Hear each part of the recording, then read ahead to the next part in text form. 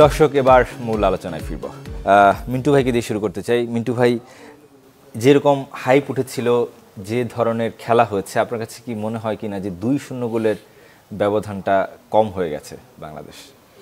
না, two be honestly যে মানে 2-0 কমফোর্টেবল উইনই বলবো আমি, কারণ অ্যাকচুয়ালি ভুটানের সঙ্গে কিন্তু আমরা প্রথম যখন হারি, যদি একটু পিছনে ফিরে তাকাই, 3-0 গোলের শিহার, সেই ম্যাচটা হারার পরে কিন্তু বেশ কিছুদিন আমরা কিন্তু ইন্টারন্যাশনাল ম্যাচ থেকে দূরে ছিলাম অ্যাকচুয়ালি। তো রিসেন্ট পাস্টও কিন্তু ভুটানের সঙ্গে আমরা বেশ কয়েকবার খেলেছি, হেরেওছি, ড্র করেছি কিংবা জয়ীও হয়েছি, কিন্তু বাট এবারকার জটা একটু ডিফারেন্ট ইন এ সেন্স যে আপনি বেশ কিছু অরিজিন প্লেয়ার ইনক্লুড করেছেন বাংলাদেশ টিমে, এবং তাদের ইনক্লুশনের কারণে অ্যাকচুয়ালি এটা আপনার জন্য খুব সহজ হয়েছে। কারণ যদি আমরা লক্ষ্য করেছি কালকের গোলটা যদি দেখি, জামালের কর্নার কিক থেকে ফ্যান্টাস্টিক ফিনিশিং বাই হামজা, ইয়া, এবং ইভেনচুয়ালি এখন হচ্ছে যেটা প্লে আউট করে আমরা পিছন থেকে খেলা তৈরি করি, সেক্ষেত্রে অ্যাকচুয়ালি কি রোল প্লে করে হামজা। যদিও গত ম্যাচে শামিত সোম ছিল না, যদি শামিত থাকে definitely it will be more fluid, yeah. এবং মিডফিল্ডে এখন একটা জিনিস হচ্ছে যে আপনাকে যদি আমি বলি যে ডাইনামিক মিডফিল্ড, ইউনো, এবং ক্রিয়েটিভ মিডফিল্ড অলসো। সো এটাই হচ্ছে অ্যাকচুয়ালি বাংলাদেশের সবচেয়ে বড় পজিটিভ দিক। যেমন গত ম্যাচে সেট পিস থেকে গোল করেছি, সেট পিস আমরা কোনো গোল কনসিড করিনি, কারণ এর আগেও কিন্তু আমাদের সেট পিস ডিফেন্ডিংয়ে দুর্বলতা ছিল। যদিও গতকালকের ম্যাচেও কিন্তু 76 মিনিটে ভুটানের একটা কর্নার কিক থেকে কিন্তু it should have been score, yeah. So ওইখানে অ্যাকচুয়ালি এখনও কিছু কিছু দুর্বলতা রয়েছে। তারপর আমি ওভারঅল বলবো যে হোম গ্রাউন্ড, আমরা যেটা বলি যে হোম ক্রাউডের যে অ্যাডভান্টেজটা নেওয়া, সেটা অ্যাকচুয়ালি এটাই হচ্ছে অ্যাডভান্টেজ। ওইখানে এমন একটা অ্যাটমসফিয়ার তৈরি হয় যেটা sometimes it's little bit difficult in a sense, psychological difficult for the opposition team also. এই ধরনের একটা হোস্টাইল এনভায়রনমেন্ট থাকবে ওইখানে সাপোর্টারদের। সো এইটাই হচ্ছে হোম ম্যাচের অ্যাডভান্টেজ এবং হচ্ছে এওয়ে ম্যাচের ডিসঅ্যাডভান্টেজ অ্যাকচুয়ালি। তারপরেও যেহেতু সিঙ্গাপুরের সঙ্গে আমাদের মেইন ম্যাচটা হবে 10 তারিখে, সো সিঙ্গাপুরের ম্যাচকে ফোকাস করে এটা ছিল আমাদের একটা প্রস্তুতিমূলক ম্যাচ অ্যাকচুয়ালি। সো প্রস্তুতিমূলক ম্যাচ হিসেবে আমি বলবো, যদি আমি হ্যাভিয়ারের ইন্টারভিউ দেখি, post match interview, he is happy in terms of the performance of the team according to his plan, এবং সাম প্লেয়ার্স চেক করার জন্য, যেমন ফাহমিদুলকে চেক করেছে সে, he is so happy about his performance. এবং আলামিনকেও আমরা দেখেছি। If coach is happy then everything, because he is the main authority, because he will be responsible for his own destiny. So সিঙ্গাপুরের ম্যাচ, সিঙ্গাপুর কীভাবে খেলে actually definitely এটার একটা complete analysis বর্তমানে কোচিং স্টাফের কাছে রয়েছে। কারণ সিঙ্গাপুর হংকংয়ের সঙ্গে খেলেছে, এবং সিঙ্গাপুর সম্ভবত আজকে হয়তো একটা ফ্রেন্ডলি ম্যাচ খেলবে মালদ্বীপের সঙ্গে, if I am not wrong. So সেখান থেকেও কিছু ইনফরমেশন পাওয়া যাবে। তাহলে সিঙ্গাপুরের প্লেয়িং স্টাইল, তারা হংকংয়ের সঙ্গে কীভাবে প্রেস করেছে, সেটার সিমিলারিটি কি ভুটানের সঙ্গে ছিল কিনা, আমি ওই বিতর্ক বা ওই আলোচনার বিষয়ে যেতেও চাচ্ছি না, সেটা হয়তো বাবলা ভাই কথা বলবে সেগুলো নিয়ে। তারপরে হচ্ছে যে ডেফিনেটলি যখন আপনার একটা প্ল্যান থাকে যে আমি একটা দলের সঙ্গে খেলতে যাচ্ছি, সেই দলটার স্ট্রেংথ কি, উইকনেস কি, এবং তাদের অ্যাপ্রোচিং কি, তারা কিভাবে খেলে, তারা কি হাই ব্লক করে না মিড ব্লক করে, বা প্লে আউট কীভাবে করে, তাহলে আমি এমন একটা দলকে চুজ করব যার সঙ্গে আমি ম্যাচটা খেলবো একটা রিহার্সাল হিসাবে আমার মেইন শোটা করার আগে। তাহলে এটাতে হবে কি যে আমার যে ট্যাকটিক্যাল প্ল্যান অ্যাকচুয়ালি থাকে যে if the Hong Kong Singapore press against us, then how will play out from the back under pressure. যদি তারা মিড ব্লক করে, তাহলে কীভাবে আমরা বলটাকে রিটেইন করব, রিসাইকেল করব to penetrate the opposition backline. So এগুলি হচ্ছে অ্যাকচুয়ালি মূল কনসিডারেশনের বিষয় থাকে। সো ওই সব আলোচনাগুলোকে রেখে ওভারঅল যদি টিমের পারফরমেন্স দেখি, ইট ওয়াজ গুড পারফরমেন্স। এখন time will say actually how it will function or it will run against Singapore. Okay বাবলাদা, একটু ফাহমিদের প্রসঙ্গ বলছিলেন। ফাহমিদুলের আপনার কাছে কি মনে হয় কি না যে প্রত্যাশা, সাধারণ মানুষের যে প্রত্যাশা ছিল, তাকে এর আগের স্কোয়াডেই রাখা হয়নি, সেখান থেকে তিনি একেবারে স্টার্টিং 11-এই খেলেছেন এবং দীর্ঘ সময় তাকে খেলতে দেখেছি, তিনি কতটা সেই প্রত্যাশাটা পূরণ করতে সক্ষম হয়েছেন? আলামিন, এই খেলা দেখে কেমন মনে হয়েছে ফাহমিদুলের? ধন্যবাদ সোহেব। ওর এটা অভিষেক ম্যাচ, যেটা বাংলাদেশের মাঠে তার প্রথম ম্যাচ। সেইভাবে যদি আমি দেখি, সেভাবে দেখলে তাকে আমি 5 মার্ক দিব। কিন্তু আমরা ধরেন লেটার মার্ক দিবেন না, 5 মার্ক দিব, লেটার মার্ক দিব না। কারণ হলো যে কারণ কিছু জিনিস আছে, যেমন এটা হলো যে প্রথম ম্যাচ তার, অভিষেক ম্যাচ, এখানে টেনশন থাকবে, নার্ভাসনেস কাজ করবে, আর এই ওয়েদারের সঙ্গে বা আমাদের এই স্টেডিয়ামের সঙ্গে মানিয়ে নেওয়ার ইস্যুসগুলো আছে। তারপর হলো যে খেলা, যে ফাহমিদুল কিন্তু চান্সও পেয়েছে, হয়নি গোল করতে, এবং কিছু চান্স ক্রিয়েটও করেছে, কিছু উইং করে আমরা লক্ষ্য করেছি। কিন্তু আপনি দেখবেন যে ফাহমিদুলের ওই জায়গাতে যখন ফ্ল্যাঙ্কটা চেঞ্জ করে যখন রাকিব গিয়েছে, রাকিব কি পরিমাণে ওখানে হলো যে ওখানে স্পিডই ছিল, মানে রাকিব হয়তো কিছু করতে পারেনি, কিন্তু আমার কাছে অ্যাজ এ ফরওয়ার্ড রাকিবের খেলা খুব ভালো লেগেছে, খুব ভালো লেগেছে। ও চান্স ক্রিয়েট করেছে। ফাহমিদুলকে আমরা সাধারণত যেখানে খেলতে যতটুকু জানি, যেখানে খেলেন, গতকাল কিন্তু আমরা কিছুটা নিচে তাকে খেলতে দেখেছি ফাহমিদুলকে। মানে ও কোচ তাকে দিয়ে আসলে এই ম্যাচটাকে কোচ আগেই বলেছেন আমি ভুটান ম্যাচে আমি দেখবো, ভুটান ম্যাচে তার বয়সটাও কম, সব কিছু কনসিডারেশন আপনাকে নিতে হবে একটা প্লেয়ারকে জাজ করার জন্য। তার বয়স, তার খেলার মেন্টালিটি আছে, রান আছে, ড্রিবল করতে পারে, এবং হলে যে 2-1 থ্রু বলও ওদিক থেকে দিয়েছে সে। তো সব মিলিয়ে হলে যে ভালো। কিন্তু আমি যখন সোশ্যাল মিডিয়ায় এর আগে আমি দেখেছিলাম যে আপনার কাছে মনে হয় যে এটা ওভার হাইপ, ম্যারাডোনা, হ্যাঁ ওভার হাইপ ছিল। আমি তখন আসলে আমি তো দেখিনি তাকে, আমি জানি না বাংলাদেশের কতজন সাংবাদিক এই ম্যাচের আগে তাকে দেখেছিল। সুতরাং দেখলাম যে ও মানে হিউজ হাইপ। তখন আমারও সত্যি আমার মনে হয়েছিল ঠিক এরকম একটা প্লেয়ার থাকলে নিশ্চয়ই বাংলাদেশ তো হলে যে এশিয়ান কাপ কোয়ালিফাই করে ফেলতে পারে। প্রত্যাশা ছিল সেটা অন্তত পক্ষে পূরণ করতে পারেনি আপনার কাছে মনে হয়? হ্যাঁ, এটা আমার ব্যক্তিগত ইয়াতে মনে হয়। কিন্তু আমার মনে হয় যে প্রথম ম্যাচ হিসেবে 5 মার্ক নিশ্চয়ই হলে যে সামনে হলে যে হলো আর বেটার করবে এরকম। এবং টিমের সাথে একটা মিথস্ক্রিয়ারও ব্যাপার রয়েছে, কতটা মানিয়ে নেওয়ারও একটা ব্যাপার রয়েছে। আলামিনেরও গতকাল আমরা লক্ষ্য করেছি যে তিনিও নেমেছেন, তারও অভিষেক ম্যাচই ছিল গতকালকে, দলের সাথে এর আগে ছিলেন কিন্তু খেলা হয়নি। আলামিনের পারফরমেন্স কেমন লাগলো? খুব বেশি সময় তিনি খেলতে পারেননি টু বি অনেস্টলি, কারণ আমি আলামিন আমার সঙ্গে অ্যাকচুয়ালি কাজ করেছিল শেখ জামাল ঘরোয়া লিগে, তার যে পারফরমেন্স ছিল সেই জায়গাটাতে, এবং শেখ জামাল ধানমন্ডি ক্লাবে অ্যাকচুয়ালি আমি ওকে রাইট ওয়াইড মিডফিল্ড কখনো সেন্টার ফরওয়ার্ড হিসেবে ইউজ করেছিলাম। ওর ভিতরে পটেনশিয়াল আছে, কিন্তু আমাদেরকে একটা জিনিস মাথায় রাখতে হবে যে আমরা যেটা বাবলা ভাই বললেন একটু আগে, ডেফিনেটলি আমি আলামিনকে আলোচনার আগে একটু ফাহমিদুলের ব্যাপারে কিছু অ্যাড করতে চাচ্ছি বাবলা ভাইয়ের সঙ্গে। Fahmidul he has a lot of talent, plenty of trickery he has on the flank area, yes, এবং সেটা কিন্তু আমরা দেখেছিও। একটা ফার্স্ট টাচে স্লাইডিং ট্যাকল করলো, তার উপর দিয়ে বলটা নিয়ে ইমিডিয়েটলি আবার সে একটা লো ক্রস করলো, অলমোস্ট কাটব্যাকের মতো, যেটা মোরসালিন পেয়েছিল। Fantastic movement. He is young, but he will be a best possible option for Bangladesh team in future also. Definitely যিনি কোচ হ্যাভিয়ার, এটা ওনার job actually. At the end of the day result কিন্তু হচ্ছে মুখ্য বিষয়। আপনি যখন রেজাল্ট খারাপ করবেন তখন কোচের জবটা কিন্তু বিপদের মধ্যে পড়ে। সো ডেফিনেটলি কোনো কোচ চাইবেন না যে উনি ওনার জবটা হারান বা ওনার দলের রেজাল্টটা খারাপ। সুতরাং রেজাল্টকে কনসিডারেশনে রেখে উনি ওনার প্ল্যানটা সাজাবেন, এবং সেই প্ল্যানটাকে এক্সিকিউট করার জন্য কিন্তু উনি প্লেয়ারগুলোকে ইম্পোজ করবেন, অ্যাকচুয়ালি ডিপ্লয় করবেন কাকে কোথায়। সো আমার মনে হচ্ছে যে এই ব্যাপারটাও কিন্তু কোচের মাথায় থাকে। কিন্তু আমরা হয়তো আবেগের বশবর্তী হয়ে অনেক কথা বলবো, কিন্তু অ্যাকচুয়ালি বুঝতে হবে যে কোচের প্ল্যান স্ট্র্যাটেজি সেটা কিভাবে অ্যাকচুয়ালি ফাংশন করবে ম্যাচে। But to be honestly Fahmidul in ফিউচারে বাংলাদেশ টিমের জন্য একটা অ্যাসেট হবে ডেফিনেটলি। এবং আলামিন, টু বি অনেস্টলি আলামিনের এই বছর যদি আপনি লিগের দিকে তাকান তাহলে অলমোস্ট কিন্তু 11টার মতো গোল করেছে লোকাল প্লেয়ারদের মধ্যে। Yes, it's not a matter of joke. কিন্তু আপনাকে এটাও মাথায় রাখতে হবে যে কালকে কিন্তু চেক করিয়েছেন অ্যাকচুয়ালি হ্যাভিয়ার, এগুলো হচ্ছে চেক করা দেখা প্লেয়ারদেরকে অ্যাকচুয়ালি। আলামিন হয়তো তত বেশি একটা সময় পায় না, 20 মিনিটস মেবি ম্যাক্সিমাম। বাট একটা জিনিস হচ্ছে যে নাম্বার 9 পজিশনে খেলার মতো ওই ধরনের সিঙ্গাপুরের সঙ্গে ম্যাচে, সিঙ্গাপুরের দুটো সেন্ট্রাল ব্যাক সাফওয়ান বাহারুদ্দিন এবং হচ্ছে Lionel Tan, physically strong, fast to the ball, you know, aerial ডুয়েলে ভেরি গুড। ওকে, সো ওই সিচুয়েশনে অ্যাকচুয়ালি কতটুকু কোপ করতে পারবে আলামিনও ভবিষ্যতে বাংলাদেশ দলের জন্য একটা বেস্ট পসিবল অপশন হবে স্লোলি। বাট আমার পার্সোনাল ওপিনিয়ন হচ্ছে যে এটা কি ফ্রম দ্য বিগিনিং স্টার্টিং 11-এ নাকি অ্যাজ এ সাবস্টিটিউট। সো এগুলি কিন্তু কোচের অনেক কিছু কনসিডারেশনে থাকতে হয়। কোচ কিন্তু অডিয়েন্স বা স্পেকটেটার্সরা তাদের এক ধরনের প্রত্যাশা থাকবে, কিন্তু কোচ অনেক সময় সেটা আবেগের বশবর্তী হয়ে বা ইমোশনালি কিন্তু কোনো কিছু করতে পারবেন না, কারণ ওনাকে অনেক কিছু চিন্তা করতে হয় অ্যাকচুয়ালি। সো আলামিন তারও ওই পোটেনশিয়াল রয়েছে অ্যাকচুয়ালি, কিন্তু হি নিডস টাইম অলসো।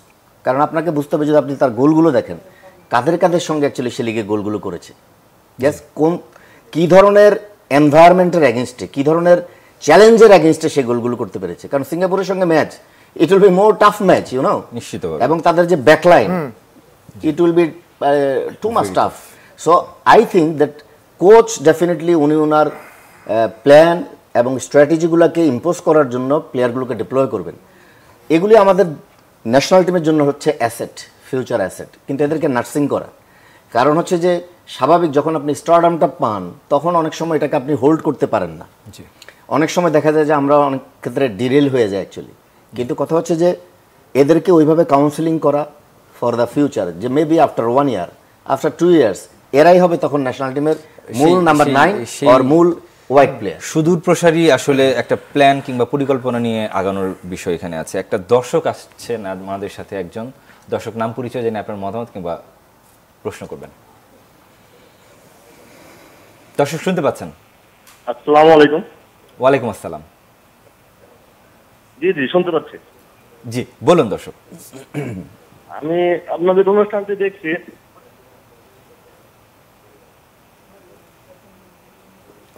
দর্শক শুনতে পাচ্ছি, বলুন। রাজশাহী থেকে বলছিলাম। জি, আমার প্রশ্ন হচ্ছে,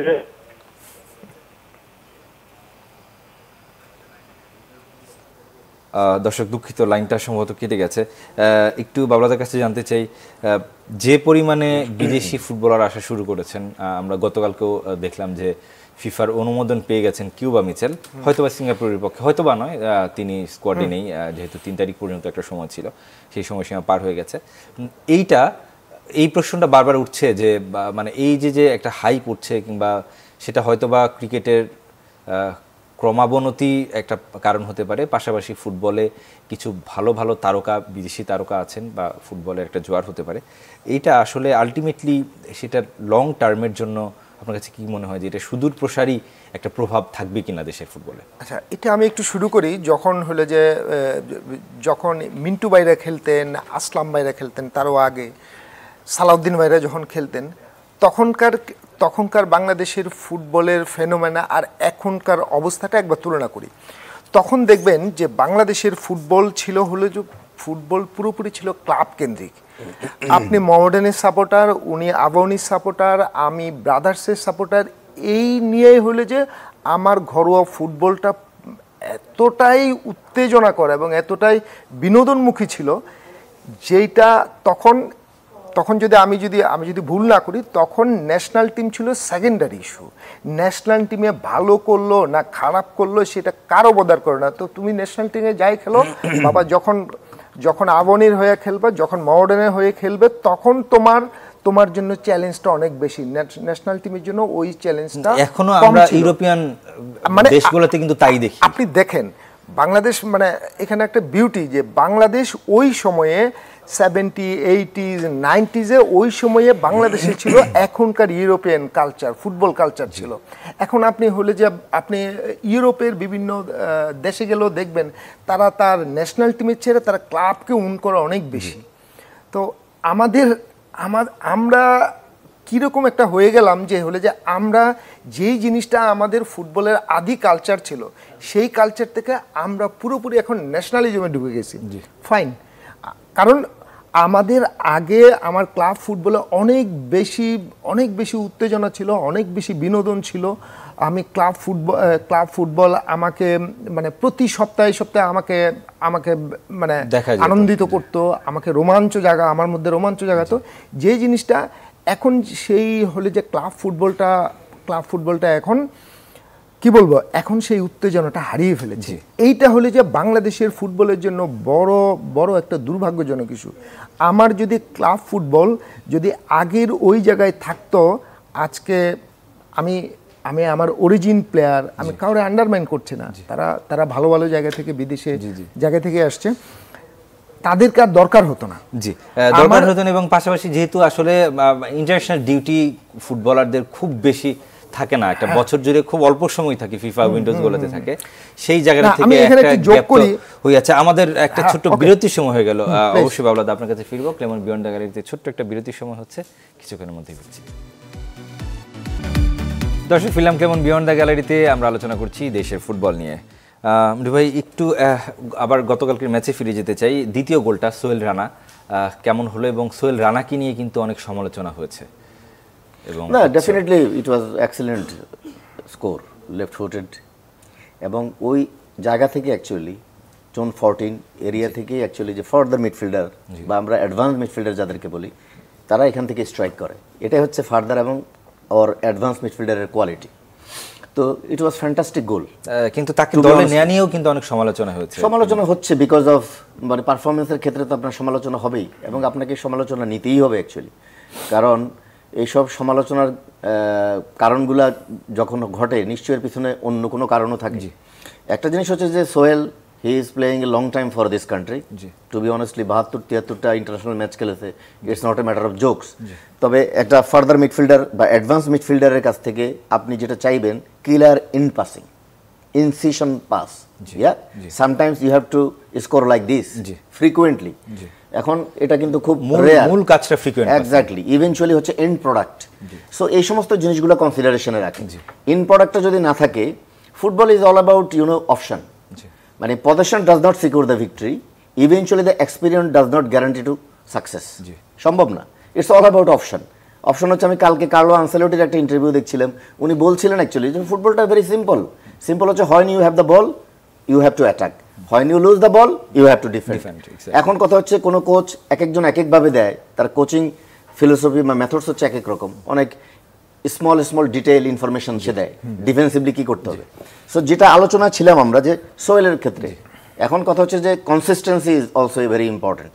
যে আমি যখন এই পজিশনে বা উইঙ্গার হিসেবে খেলবো, তাহলে উইঙ্গার হিসেবে আমার কাজ কি, আমি কতগুলো এফেক্টিভ ক্রস করতে পারতেছি, কতগুলো গোল আমি করাইতে পারতেছি। গোল হয়তো সেই স্ট্রাইকার বা অপোজিট উইঙ্গার মিস করলো, this is not my job, কিন্তু আমি ওইখানে অ্যাটেন্ড করতে পারছি কিনা, অ্যাকচুয়ালি আমি can I break into the open space, তার মূল কাজটা তিনি কতটুকু করতে পারছেন, সেটা একটা প্রশ্নের সাপেক্ষ ব্যাপার।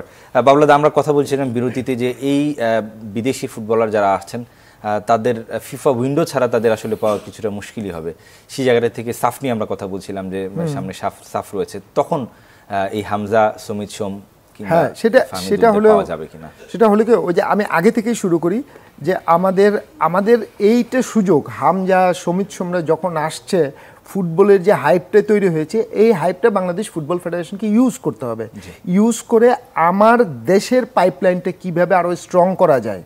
সমিত সোম, হামজা, তারাও আমার দেশের প্লেয়ার, কিন্তু তাদেরকে তো আমি সব সময় পাবো না। আপনি যেটা বলছেন, যখন সাফ হবে, বাংলাদেশের সাফ হবে, ওই সাফে কিন্তু ওই সাফে কিন্তু হলে যে ফিফা উইন্ডো তো হবে এমন কোনো কথা নাই। সাধারণত ফিফা উইন্ডো তো হয় না। তখন কিন্তু আপনি এই বাইরের যারাই আছে তাদেরকে কাউকে পাবেন না। তখন আপনি আমার ফুটবলটা, আমার ন্যাশনাল টিমটা তখন এক্সপোজ হয়ে যাবে যে উইদাউট সমিত সোম, হামজা বা ফাহমিদুল, এরা ছাড়া আমরা কিছু পারি না। সেই ডিপেন্ডেন্সিটা আবার কাজ করে কিনা, সেই ডিপেন্ডেন্সিটা এড়ানোর, সেই ডিপেন্ডেন্সিটা থেকে বেরিয়ে আসার ভালো সুযোগ হলো এই যে হাইপ, এই হাইপটাকে তৈরি করে আমার ধরেন যে আমার 20টা-30টা জেলায় আমি ভালোভাবে ফুটবলটা ইনজেক্ট করব, লিগ চালাবো, সব কিছু করবো, যেখানে ভালো ফুটবল চলে ওইখান থেকে আমার পাইপলাইনে সামনের দিনে যেন ফুটবলার যোগ হয়, শক্তিশালী পাইপলাইন আমরা দেখতে চাই, শক্তিশালী পাইপলাইন হয়। দেন হলে যে আপনার নাইলে আবার এখানে আবার আরেকটা সমস্যাও আছে। বিদেশিগুলো আমরা বাংলাদেশি অরিজিনের কথা বলতেছি, তারা কিন্তু আমাদের দেশের মানুষ, তারা আমাদের প্রতিপক্ষ না, তারা এই বাংলাদেশের প্রতিপক্ষ না, কিন্তু আমাদের আলটিমেটলি আমাদের যারা ঘরোয়া ফুটবলটা খেলে, আমাদের দেশি প্লেয়াররা খেলে, তাদের প্রতি একটা নজর দেওয়া কিংবা গুরুত্ব দেওয়া ইগনোর করতে পারবেন না। তাদেরকে কিভাবে ডেভেলপ করা যায় সেই দিকে অবশ্যই লক্ষ্য রাখতে হবে। আমাদের সময় একদম শেষ হয়ে গেছে বাবলাদা। সিঙ্গাপুরের বিপক্ষে ম্যাচটা নিশ্চয়ই একটা এই ভুটানের বিপক্ষে ম্যাচের চেয়ে অনেক বেশি হার্ড হবে, তবে তারপরও আমাদের সবার প্রত্যাশা থাকবে যে এই ম্যাচটা সিঙ্গাপুরকে বাংলাদেশ একটা দারুণ পারফরমেন্স আমরা বাংলাদেশের কাছ থেকে লক্ষ্য করতে চাই। সেই প্রত্যাশা জানিয়ে শেষ করছি ক্লেমন বিয়ন্ড দ্য গ্যালারি। ভালো থাকবেন, সুস্থ থাকবেন সবাই।